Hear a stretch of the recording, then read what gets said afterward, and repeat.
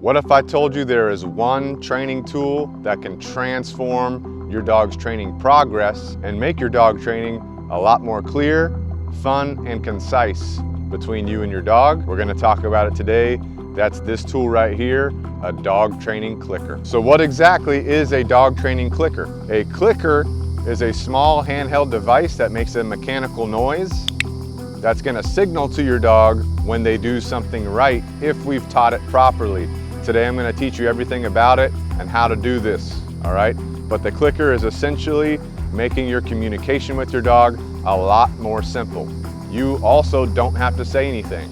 Whenever you click, you're going to pinpoint a moment in time to your dog that's letting them know when they're doing the right thing, and then you're gonna follow up with a reward shortly after your click, and I'll show you how to do this. An alternative to clicker training is gonna be training with verbal markers, and we cover that in other videos on our channel if you're interested in how to do that. The beauty of clicker training lies in its ability to help you with your timing when you're communicating with your dog. As we know, timing is everything in dog training, but there's also one thing that a lot of people are getting wrong with their clicker training I'm going to show you today. So how does the clicker actually work? Well, what happens is we create a conditioned reinforcer with that click.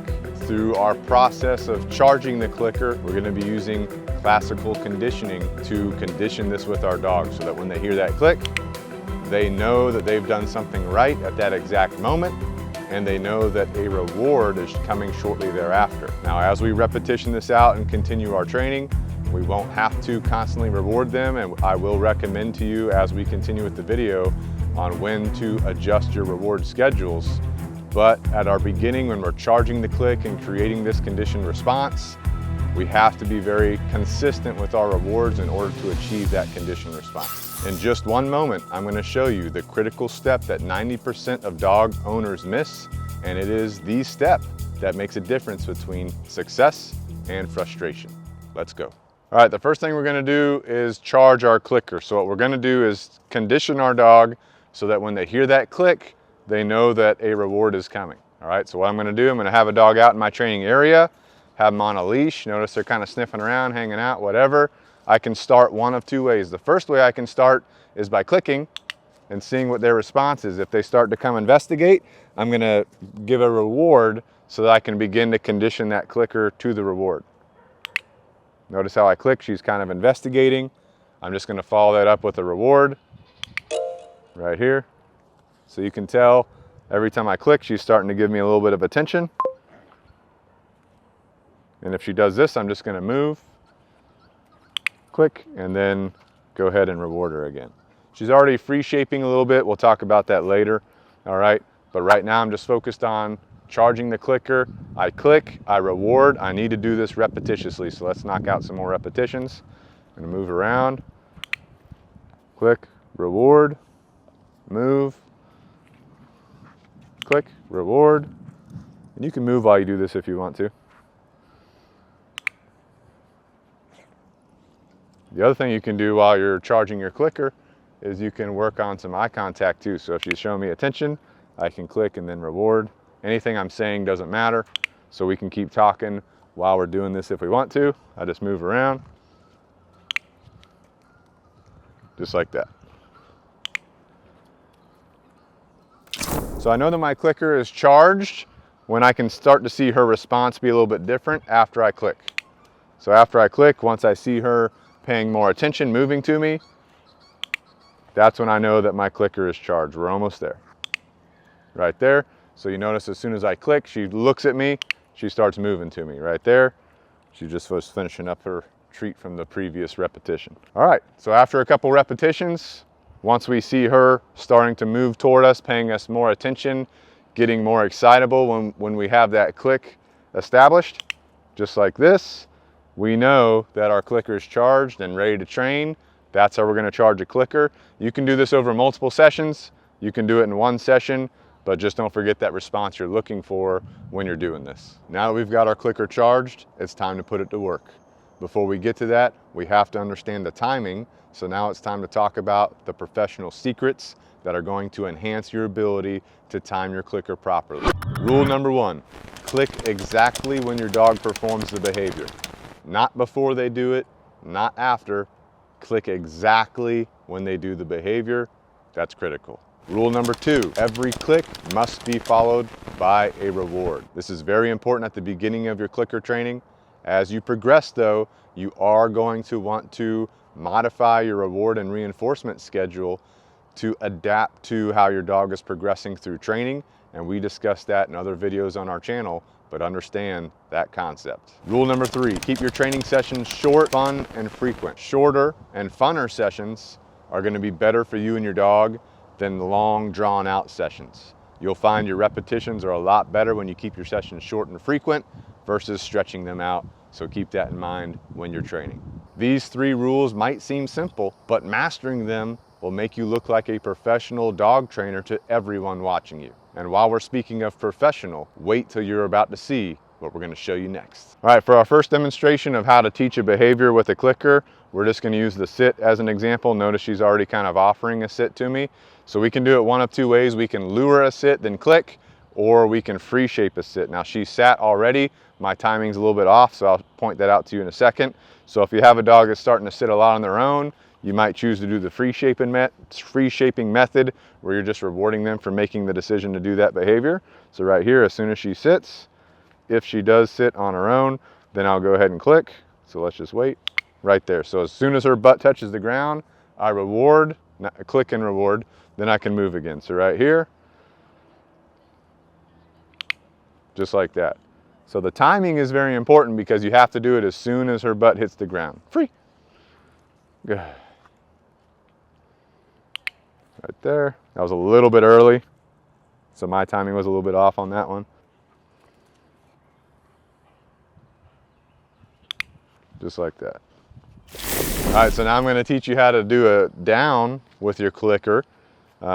We can again use a combination of free shaping and luring. She already offered a down for me just now because we've been working for a little bit. Lena, free. So right here, I'm just going to lure first, lure her into a sit first, but I'm not going to click for the sit because we're not working on a sit. Then I'm going to bring her into a down with the little lure downward. Once the elbows touch the ground, then I would click. So again, I'll start at a sit, then I'll start luring down. Once the elbows touch the ground is when I would click, as long as the butt's already on the ground. Lena, free. Good. Do a sit.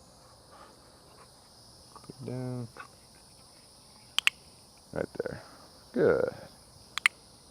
Little duration there. So I did a second click while she stayed down, like this right here.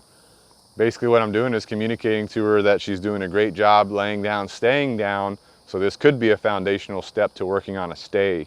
So if your dog's laying down, you like them staying down, you can click, right, and then reward. That's going to be your foundation for stay, okay? All right, so now that you've worked on the sit and the down repetitions with your clicker, you can go ahead and add the command in there if you want to. You're just going to say the command first. You're going to do the free shaping or the luring.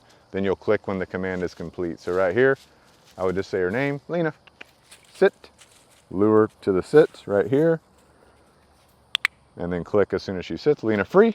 When I say free, now she's released. She can kind of wander around, sniff around, whatever, move a little bit whenever I'm ready. Again, the leash is keeping her within a certain distance of me. Lena, sit. Right there, okay? Same thing for down, down. All right, so that was a little bit late on the click and she was already laying down as I was going. Lena, free. Good, so right here, down.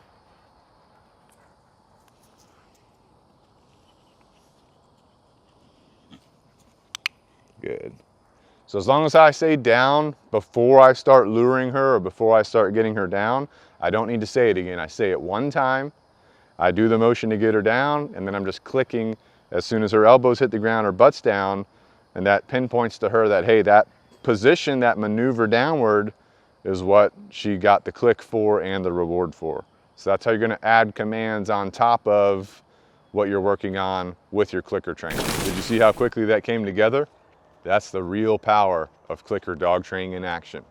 But don't go anywhere because I need to show you and talk about the 3 common mistakes that are going to sabotage your efforts if you're not paying attention to them. Mistake number 1, clicking multiple times for the same behavior. Keep in your mind that one behavior equals one click. If you start clicking multiple times, you're going to create confusion between you and your dog, and you're sabotaging your efforts. Mistake number 2, forgetting to follow through with rewards after you click, and also forgetting to modify and adjust your reward schedule as you and your dog progress. Mistake number 3, poor timing. If you click too early or too late, you might accidentally reinforce the wrong behaviors. So make sure you practice your clicking and your timing with your easy behaviors first. Mistake number 4, keeping your sessions too long.